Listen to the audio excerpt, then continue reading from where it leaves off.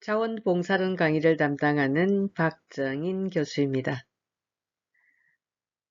제15주차 1강의는 중간고사 이후에 강의하였던 아동과 청소년 자원봉사론에 대한 과제와 문항을 중심으로 복습하는 시간을 갖도록 하겠습니다.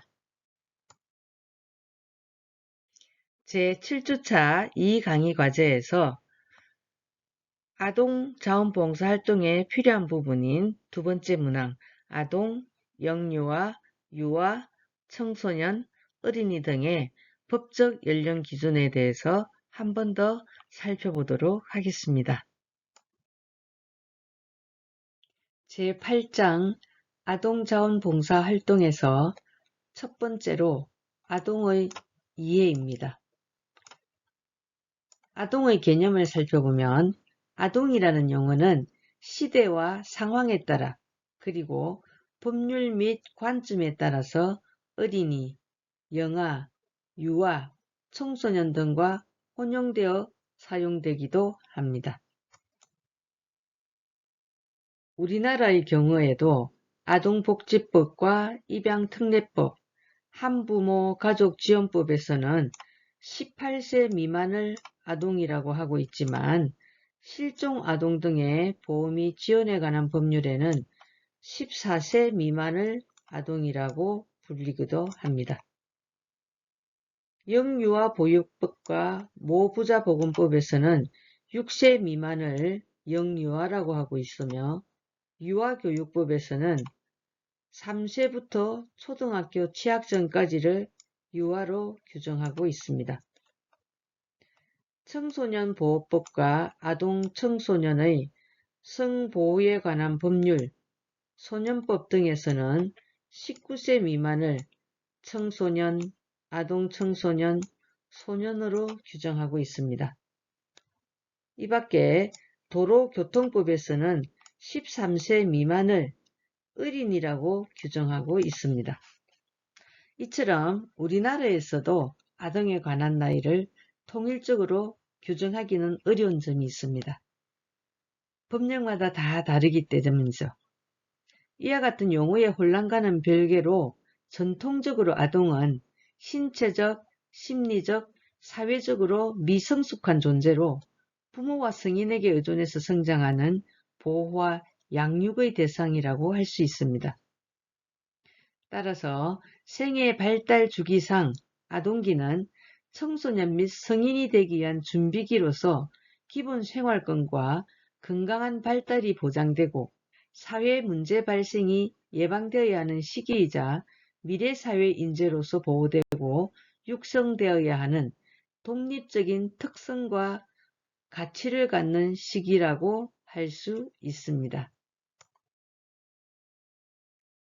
제7주차 3강의 과제는 첫 번째 문항으로 아동이 성인과 구별되는 특성을 설명하시오이며 두 번째 문항은 아동이 당면하게 되는 문제는 무엇인지 설명하시오입니다. 제8장 아동자원봉사활동에서 아동의 이해 부분을 강의하고 있습니다. 아동의 특성을 살펴볼까요? 아동을 위한 자원봉사를 하기 위해서는 아동의 특성에 대한 충분한 이해가 선행되어야 합니다.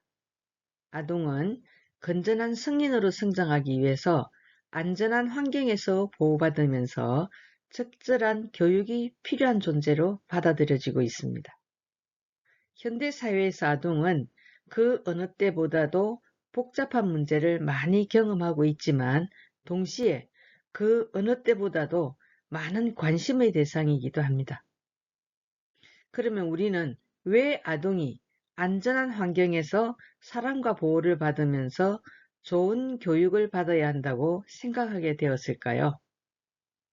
이는 아동이 독립적으로 생활할 능력이 없으면서 성인과 구별되는 신체적 특성과 의존성, 성숙의 과정, 욕구와 민감성, 적응성, 탄력성 등의 특성을 지니고 있기 때문입니다.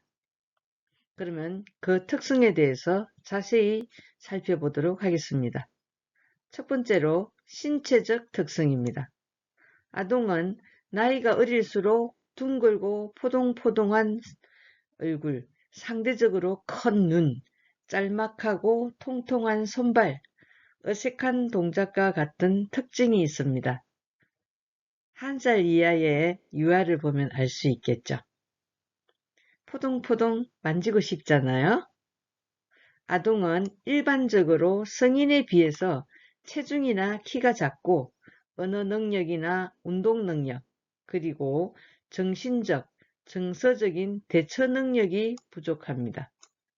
아동 후기에 이르면 신체적 발달의 속도와 정도가 매우 급속해지면서 10대 후반에 이르면 신체적으로 성인과 거의 유사한 상태에 이르게 되지만 정신적으로는 여전히 성숙한 단계에 이르지 못하고 있습니다. 아동의 특성 중에서 두 번째, 의존성은 아동은 의식주를 포함한 생존과 신체적, 정신적, 사회적 발달을 부모를 포함한 주위 사람들의 사랑과 관심 또는 보호에 의존하고 있습니다.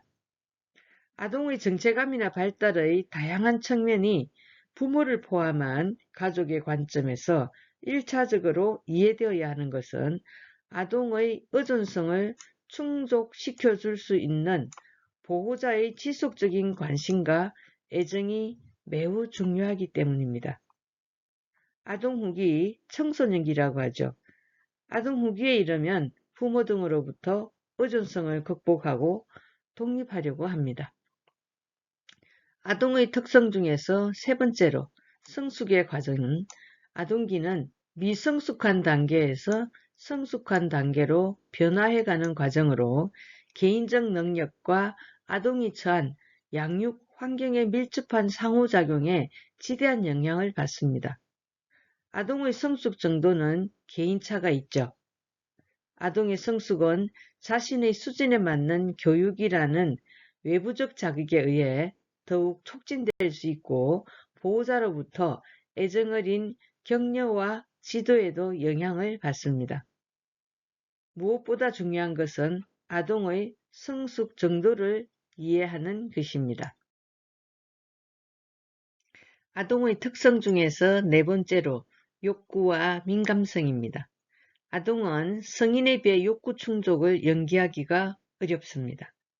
아동은 욕구가 충족되지 않으면 그 상황을 이해하기보다 욕구 불충분에서 오는 실망과 좌절에 빠져들기 쉽고 상처받기가 쉽습니다.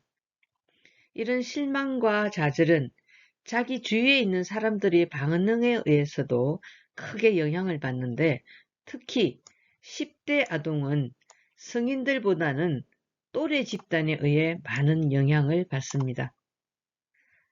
아동이 지속적인 실패와 좌절을 경험하게 되면 주위 사람들의 판단에 민감해지고 자아 형성에 부정적인 영향을 받게 됩니다.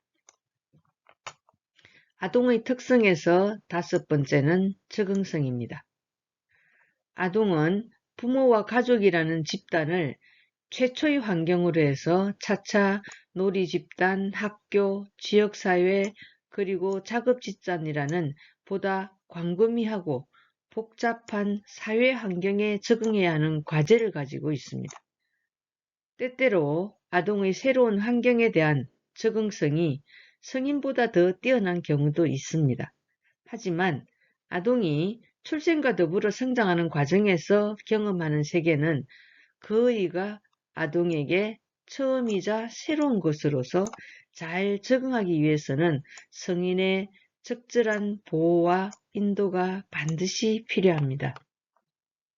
아동의 특성에서 여섯 번째로 탄력성입니다. 아동을 둘러싼 각종 환경적인 위험 요인들은 아동의 미래에 문제를 조성할 수 있는 요인이지만 이런 요인들을 가지고 있는 아동이 모두 다 범죄 등 문제를 일으키지는 않습니다. 어떤 아동은 이러한 환경적 요인들을 극복하고 좋은 환경에서 자란 아동들과 같이 또는 그보다 더 뛰어난 생을 개척하기도 합니다. 바로 이러한 능력을 탄력성이라고 봅니다. 따라서 보호자로부터 지지와 보호를 받으며 환경으로부터 적절한 긍정적 자극을 받은 아동들은 어려움에 대해 보다 적극적이고 능동적으로 반응하는 등 적응 능력을 키워 한 사람의 사회인으로 기능할 수 있게 되는 것입니다.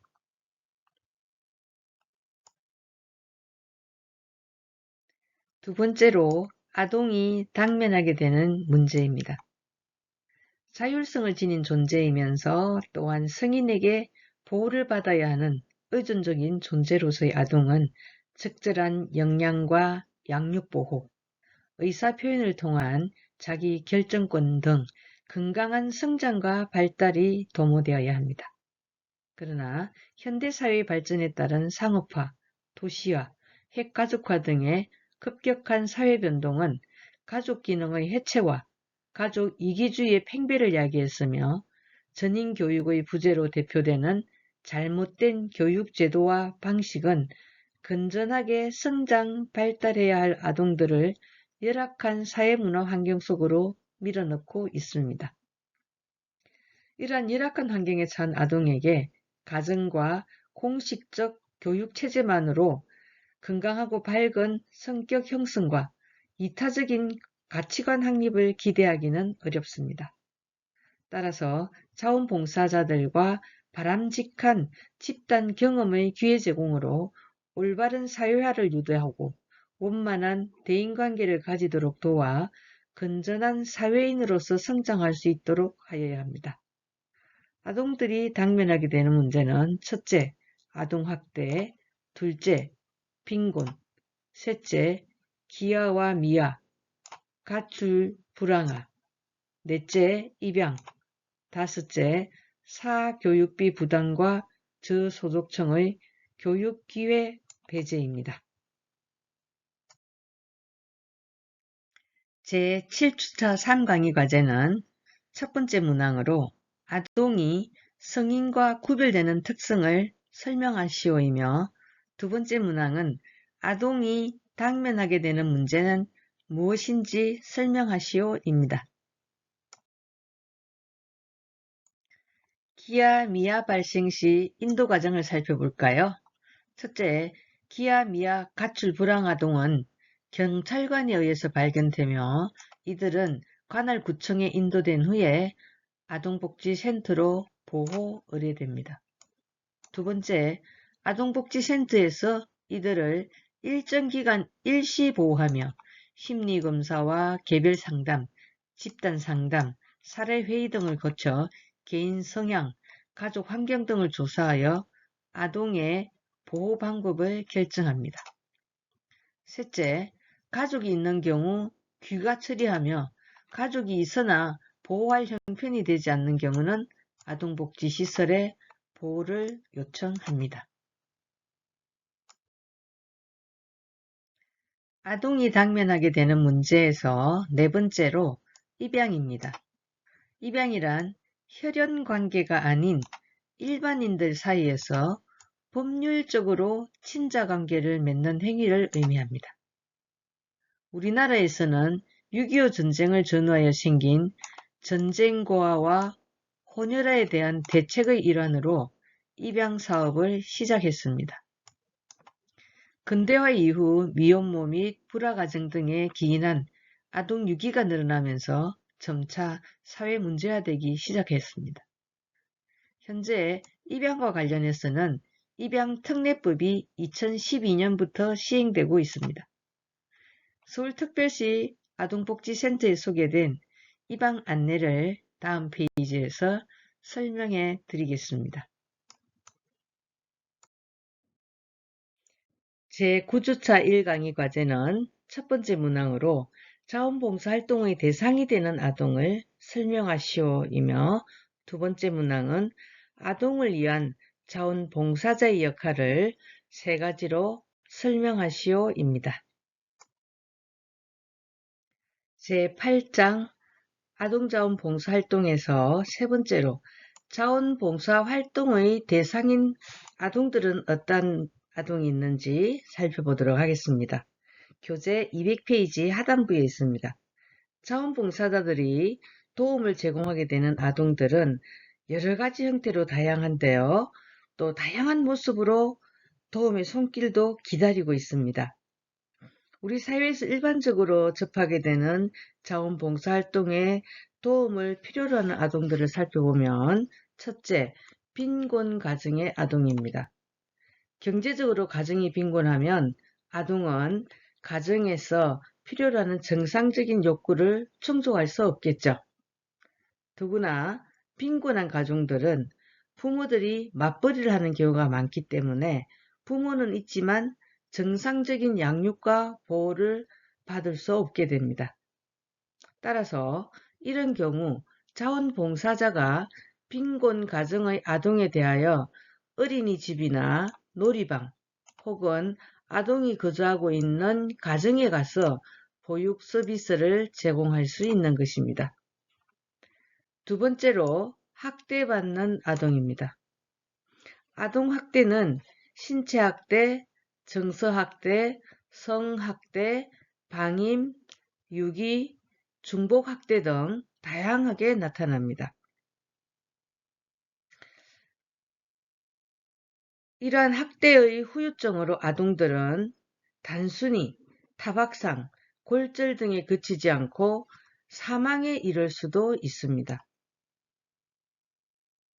또한 학대 아동에서 정신지체와 언어장애가 발생되며 그 외에 발달지연과 중추신경장애, 정신지체, 과잉행동, 충동성, 언어발달의 장애 등 자아기능 손실, 신체적, 심리적 충격으로 소멸 또는 유기당할 위협을 느끼고 심한 공황 상태에 빠지는 급성 불안 반응, 근본적 신뢰를 이루지 못하는 병적 대인관계, 부모의 잘못을 인정하지 못하고 억압하는 강한 부정, 투사 등 원시적 방어 기제, 가정이나 학교에서 공격적, 파괴적 행동, 청소년의 반사회적 행동 및 비행 등 충동 조절, 손상, 슬픔, 낙심, 모욕감 등을 느끼는 자아 개념의 손상, 자살 기도, 위협 등 자학적, 파괴적 행동, 집중력 장애, 인지 손상 등에 의한 학교 부적응 등 심리적, 정신적 후유증을 남깁니다. 이외에도 여러 후유증이 많이 남게 되겠죠.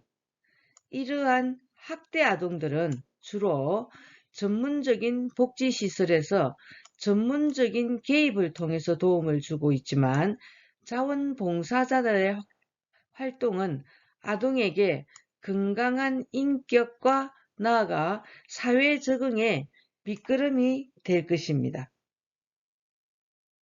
세 번째로 버려진 아동입니다.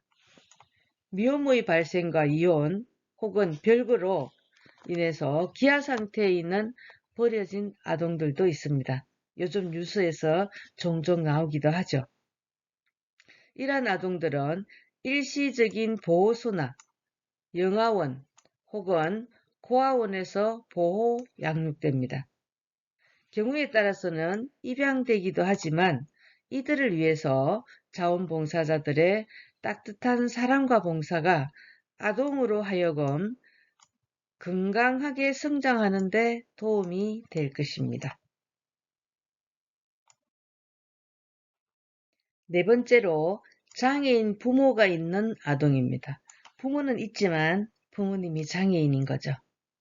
장애인 부모 혹은 부모 중에 어느 한쪽이 장애인이 있는 가정의 경우 자원봉사자들의 도움의 손길이 필요합니다. 특히 어머니가 장애일 경우 일상적인 사소한 생활에서부터 자원봉사자들이 봉사할 영역이 굉장히 많습니다. 다섯 번째로 한부모 가정 및 소년, 소녀 가정의 아동입니다.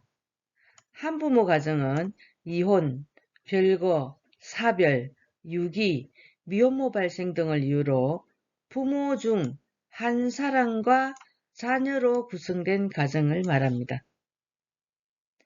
소년, 소녀 가정이란 국민기초생활보장법에 의한 수급자가 가구 중에서 만 18세 미만 출생일 기준입니다. 이것은 18세 미만의 아동이 실질적으로 가정을 이끌어가고 있는 세대를 말합니다.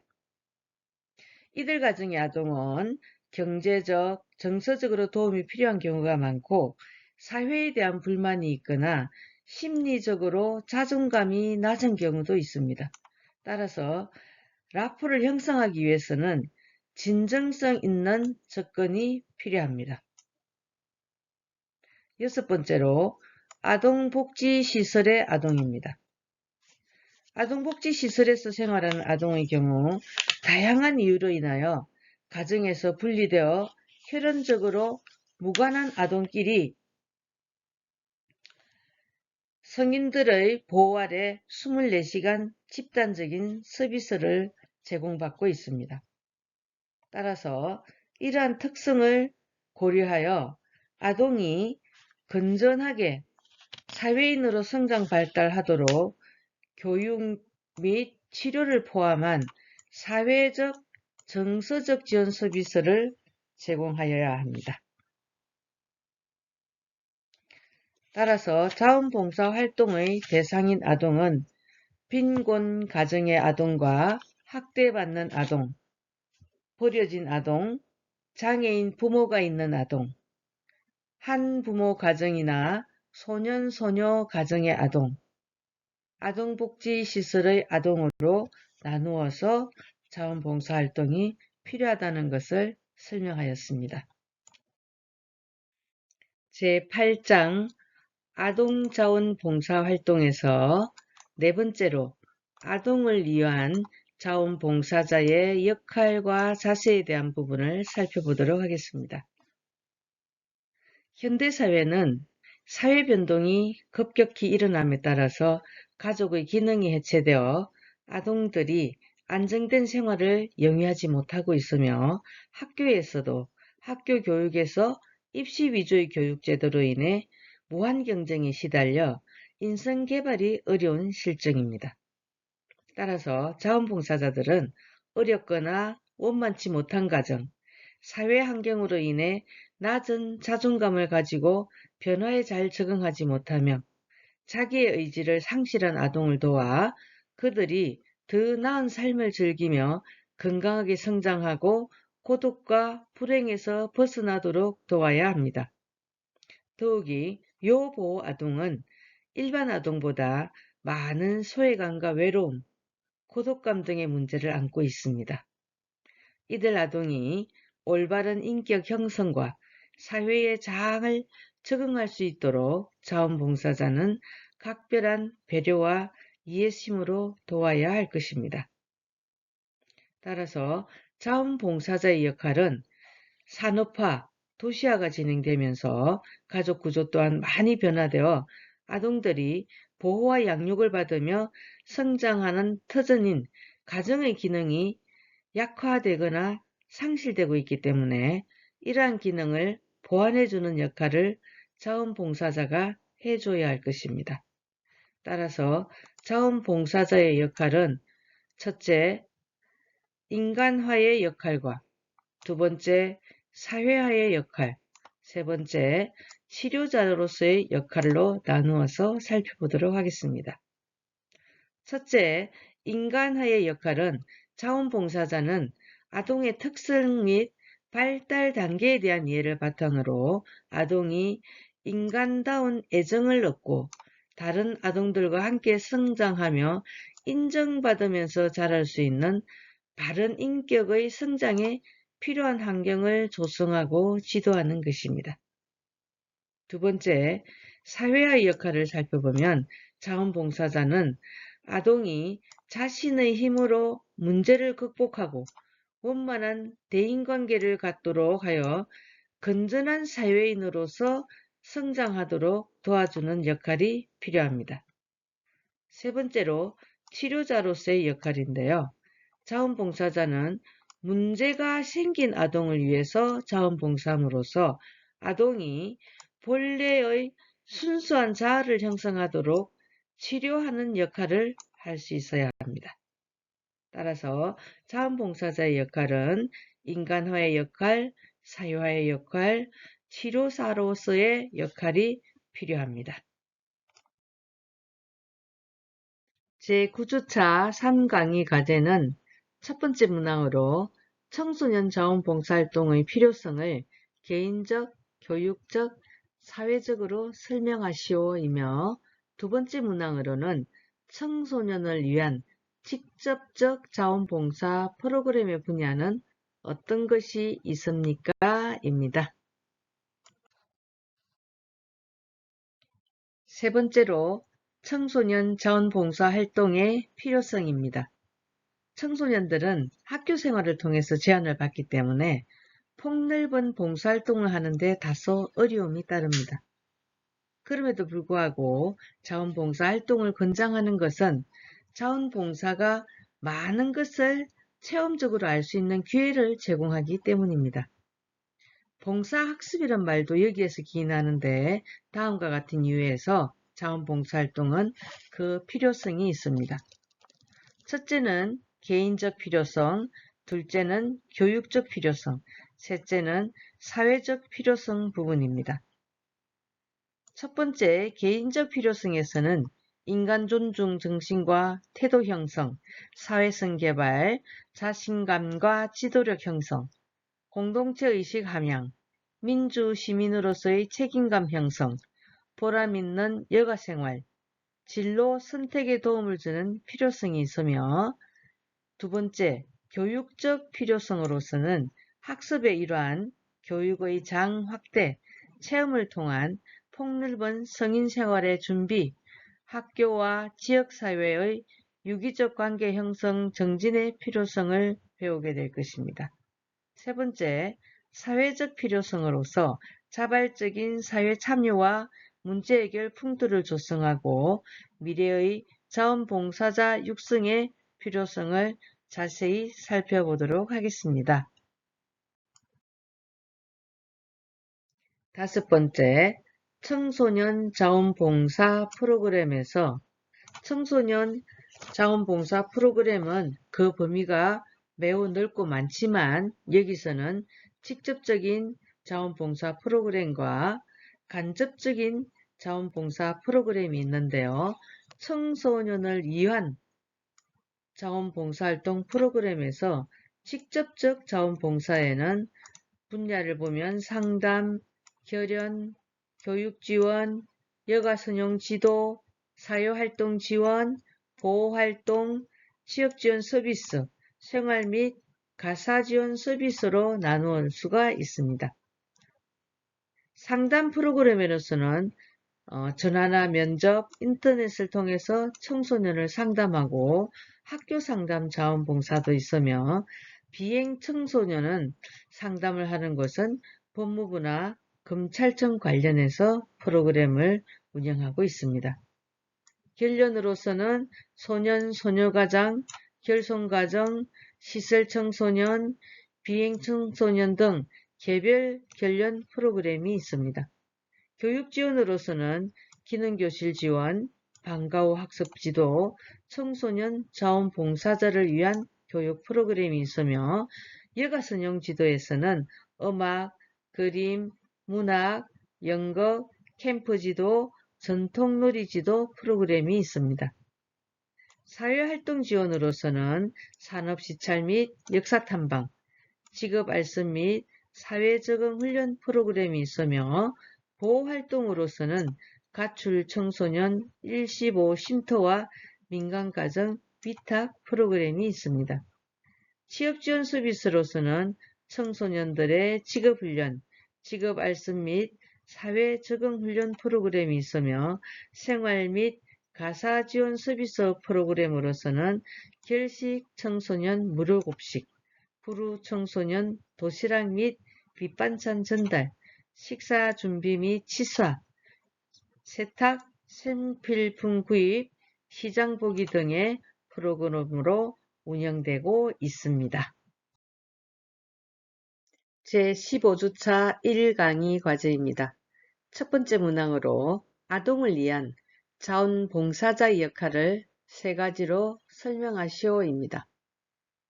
두 번째 문항으로는 청소년 자원봉사 활동의 필요성을 개인적, 교육적, 사회적으로 설명하시오입니다.